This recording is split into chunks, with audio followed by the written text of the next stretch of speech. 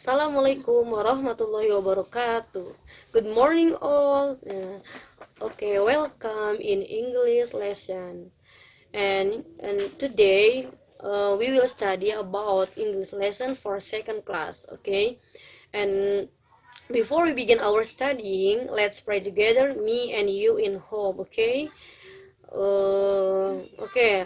Now I will explain about storytelling. Nah, maaf ya pakai bahasa Indonesia sekarang. Nah, materi yang akan dibawakan hari ini dan untuk seterusnya yaitu tentang storytelling ya untuk kelas 2 bahasa Inggris. Nah, sekarang materi yang akan disampaikan sekarang yaitu mengenai pengertian dari storytelling itu apa, tujuan dari storytelling itu apa, dan menjelaskan tentang genre structure dan tentunya dalam bahasa Inggris ya untuk kelas Inggris. Oke lah, kita jelasin dulu ya apa itu storytelling. Oke, saya akan menjelaskan kepada kalian. Nah, storytelling itu adalah teknik atau kemampuan untuk menceritakan sebuah kisah, pengaturan adegan, event, dan juga dialog.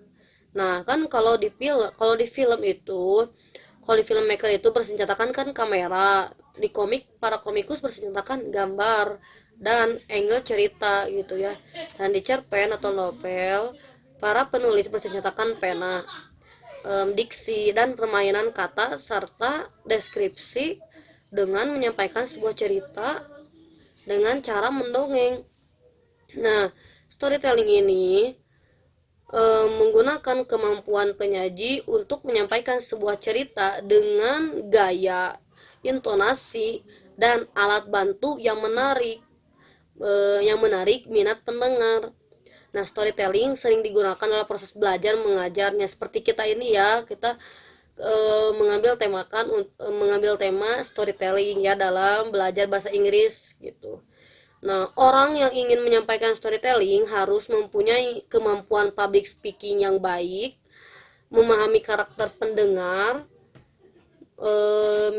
meniru suara-suara, pintar mengatur nada dan intonasi tentunya, serta keterampilan memakai alat bantu ya. Terserah kalian memakai alat bantu apa. Mau itu properti, mau itu orang gitu ya, orang. Jadi bolehlah ketika kita membuat storytelling kita boleh menggunakan alat properti. Nah, itu lebih bagus ya, kreativitasnya juga terbantu kayak gitu, nanti akan ada nilai kreativitasan. Nah, boleh juga dengan orang kayak gitu, jadi seorang itu sebagai tokoh di dalam cerita kalian kayak gitu ya. Nah, dan dikatakan berhasil dalam membuat membuat storytelling itu jika pendengar mampu menangkap jalan cerita serta merasa terhibur. Nah, selain itu pesan moral dan cerita juga diperoleh ya. Nah, jadi kita bercerita, si orang itu harus terbawa suasana sama kita gitu. Jadi mereka itu seolah-olah berada di dalam main dalam imajinasi yang kalian dibawakan cerita-cerita itu gitu. Oh, berarti gini gini gini keadaannya kayak gini gini, nah gitu ya. Nah, sekarang akan membahas tentang tujuan storytelling itu apa ya. Yang pertama itu menciptakan suasana senang ya. Jadi kita harus membuat pendengar kita itu merasa tertarik kayak gitu ya. Nah, yang kedua memberi kesenangan, of course, kegembiraan, kenikmatan, mengembangkan imajinasi pendengar ya, tadi yang sudah saya katakan ya. Jadi kita tuh ketika dalam pembawaan storytelling, si pendengar itu harus bisa berimajinasi, seolah mereka itu tahu itu alurnya seperti apa, keadaannya seperti apa gitu ya. Yang ketiga, memberi pengalaman baru dan mengembangkan wawasan pendengar. Pasti ya, berarti kalian harus memberikan wawasan. Oke, yang keempat, dapat memberikan pemahaman yang baik tentang diri mereka, orang lain di sekitar mereka, yaitu yang keempat, dapat memberi pendengar belajar berbicara dalam gaya menyenangkan serta menambah perbendaharaan kata dan bahasanya gitu ya. Yang selanjutnya, Poin keberapa ya? Aduh, saya lupa. Melatih daya tangkap dan daya konsentrasi pendengar ya. Otomatis itu ya sudah tentu. Yang selanjutnya melatih daya pikir dan fantasi pendengar kayak gitu ya. Jika kalian ceritanya itu tentang fiksi gitu ya, jadi mereka bisa berimajinasi seolah-olah mereka itu ada di sana, bisa juga seperti itu ya.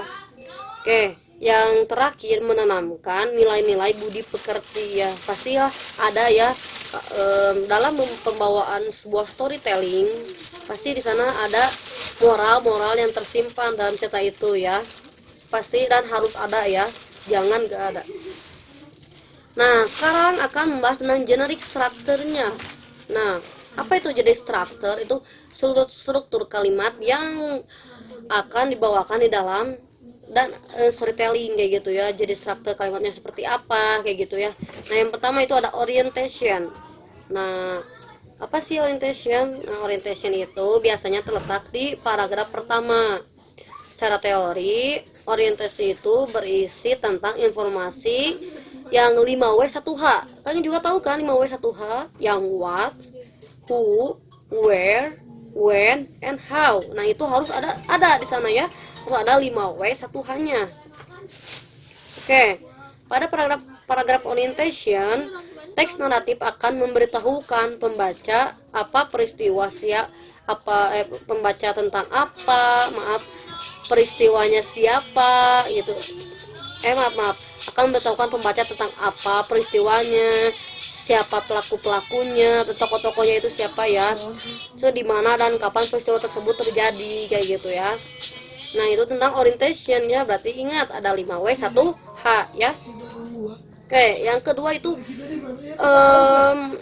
complication. Nah, itu complication itu apa nih? Nah, paragraf complication menjadi inti sebuah teks naratif. Complication ini memberitakan apa yang terjadi dengan pelaku dalam peristiwa tersebut. Umumnya complication ini berisi gesekan antar pelaku peristiwa. Gesekan ini menimbulkan sebuah konflik. Nah, konflik atau pertentangan ya. Kasus complication tuh komplikasi. Nah, dalam teori literai, konflik umumnya dibedakan menjadi 3 macam. Ada natural konflik, jadi konflik-konflik yang natural ya. Yang kedua itu social konflik, konflik-konflik yang berada di sosial atau masalah-masalah yang ada di sosial lingkungan kalian ya. Yang ketiga itu ada psychological konflik. Nah, oke. Nah, itu ya jenis struktur baru 2 tadi, ada orientation, ada complication ya, yang harus diperhatikan dalam pembuatan storytelling tentunya. Nah, yang ketiga ada resolution. Oke, resolution di sini yaitu sebuah pertentangan harus ditutup. Nah, sebuah pertentangan harus ditutup dengan penyelesaian dalam sebuah teks naratif. Resolution bisa dengan penyelesaian yang menyenangkan, juga kadang berakhir dengan penyelesaian yang menjadikan. Nah, gitu kan ya. Jadi resolution, jadi kan pasti akhirnya itu ada yang sad ending dan happy ending. Nah, itu terserah kalian ya nanti dalam pembawaan teks itu sendiri kayak gitu ya. Entah itu mau sad ending atau happy ending. Nah, ini hal penting yang ada dalam storytelling, dalam kalian bercerita ya. Jadi apa sih ini hal-hal yang ada di kelas harus ada dan harus diperhatikan dalam kalian bercerita ya. Dan tentunya pakai bahasa Inggris ya. Nah, yang pertama itu yang penting itu yaitu kontak mata. Nah, ketika kalian bercerita itu kontak mata. Nah, kontak mata tuh harus harus sesuai kayak gitu ya. Nah, saat storytelling berlangsung, nah pencerita atau pendongeng ya atau kalian harus melakukan kontak mata dengan audiens. Jadi jangan terus lihat ke atas aja, lihat ke bawah aja, atau enggak karuan kayak gitu liatnya. Jadi harus lihat ke audiens, jangan dibiarkan gitu ya. Jadi seolah-olah ketika kalian nanti pembuatan ya dalam video, seolah-olah video itu adalah penonton kalian. Nah, kalian itu harus kontak mata itu harus pasti ya, harus tepat, harus ada maksudnya ke audiens ya nanti gitu. Nah, pandanglah audiens dan diam sejenak gitu, jangan nyerocos terus gitu ya. Dengan melakukan kontak mata, audiens akan merasa dirinya diperhatikan, nah, dan diajak untuk berinteraksi gitu. Nah, ya, selain itu, dengan melakukan kontak mata, kita dapat melihat apakah audiens itu menyimak jalan cerita kita atau enggak, tidak gitu ya. Jadi ya makanya itu diperlukan dalam bercerita. Nah, yang kedua itu mimik wajah. Nah, ini yang perlu ya, yang wajib juga dalam bercerita. Mimik wajah. Nah, pada waktu storytelling sedang berlangsung, mimik wajah pendongeng dapat menunjang hidup dan tidaknya sebuah cerita yang disampaikan gitu ya. Jadi pendongeng harus dapat mengekspresikan wajahnya sesuai dengan yang didongengkan gitu, harus sesuai.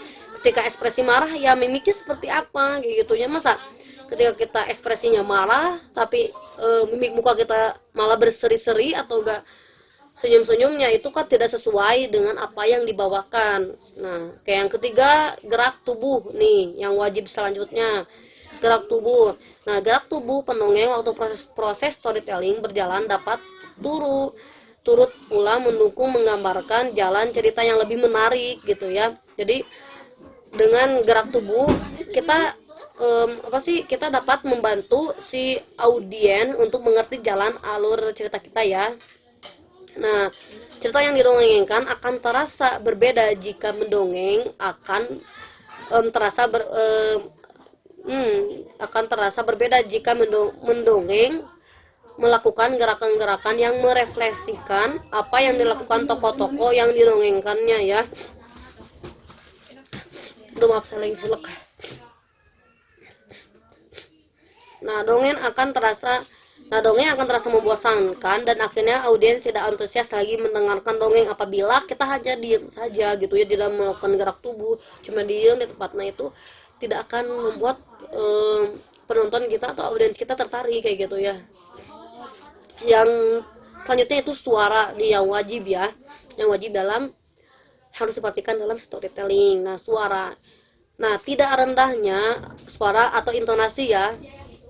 Tidak rendahnya suara yang diperdengarkan dapat digunakan pendongeng untuk membawa audiens merasakan situasi dari cerita yang didongengkan. Nah, pendongeng akan meninggikan intonasi suaranya untuk mereflekskan cerita yang mulai memasuki tahap yang menegangkan. Nah, jadi ketika kita ada penggalan teks yang setidaknya itu hal yang menegangkan, nah kita naikkan suaranya. Atau enggak ketika nadanya marah, seperti apa nadanya marah, nadanya tertawa itu bahagia itu seperti apa kan itu. Nah, itu harus diperhatikan ya. Masa ketika kita nada marah atau enggak nada yang menegangkan, intonasi kita hanya biasa-biasa aja, flat gitu, lurus, datar gitu ya. Nah, itu makanya suara dan intonasi itu perlu ya, sangat perlu untuk menarik juga. Salah satu yang menarik audiens untuk memperhatikan kita dalam bercerita dan membuat audiens juga mengerti kayak gitu dengan berarti sini lagi marah nih, soalnya intonasinya tinggi gitu ya. Dan harus disesuaikan juga ya. Ketika nada rendah, berarti ketika nadanya tinggi ya tinggi, dan apa aja yang harus ada di dalam nada tinggi itu gitu ya. Nah, yang selanjutnya itu kecepatan. Pendongeng harus dapat menjaga kecepatan atau tempo pada saat storytelling gitu ya. Tadi jangan nyerocos mulu, jadi ada jeda gitu ya, ada waktu jedanya gitu, ada tidaknya gitu, agar kecepatan yang dapat membuat anak-anak menjadi bingung ataupun terlalu lambat sehingga menyebabkan anak-anak menjadi bosan. Nah, berarti kecepatan itu biasa-biasa aja ya, jangan terlalu cepat, jangan terlalu lambat gitu. Kalau cepat kalian nanti si pendengar atau audiens itu tidak akan mengerti, kalau lambat itu bakal bosan gitu ya, kalau ngomongnya lambat gitu ya, atau tanpa ekspresi gitu ya. Nah, yang selanjutnya itu alat peraga. Nah, untuk menarik audiens dalam proses storytelling, nah perlu adanya alat peraga seperti misalnya boneka kecil. Boleh itu Maya, terserah ya, mau kalian berarti alat pembantu ya di sini maksudnya. Boleh terserah kalian mau memakai alat pembantu, tapi itu hal yang sangat penting dalam storytelling itu, alat pembantu itu. Jadi supaya ya kan masa kalian sendiri ya kan, tidak gitu ya, jadi itu kalau alat peraga itu alat yang bisa membantu kalian dalam membuatan proses storytelling itu ya, mau itu boneka, mau itu orang gitu ya, teman-teman lah boleh lah diajak, mau keluarga, mau adik-adik, mau bapak, mau mama, ajak aja kalau perlu ya.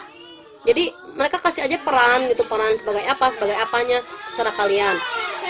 Nah itu hal yang penting dalam storytelling ya. Nah sekarang cara atau teknik penulisan storytelling itu sendiri gitu ya. Nanti saya akan sisipkan ya filenya, penjelasannya itu di Google Classroom. Nah kalian bisa membacanya selain dari lihat video dari saya gitu ya, supaya jelasnya. Nah di sini saya teknik penulisan storytelling itu akan baca aja teknik-tekniknya apa aja, jadi nggak akan dijelaskan ya, takut keburu waktunya tidak cukup ya. Nah, jadi kalian tuh bisa baca aja ya nanti.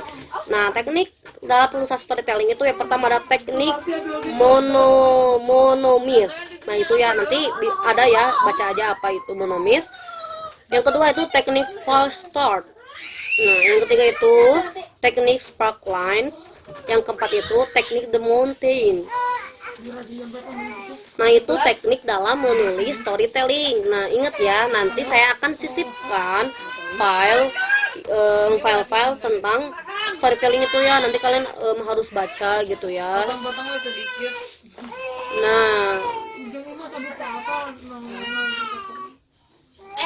Nah begitu ya, nanti mungkin cukup sekian video dari saya gitu ya,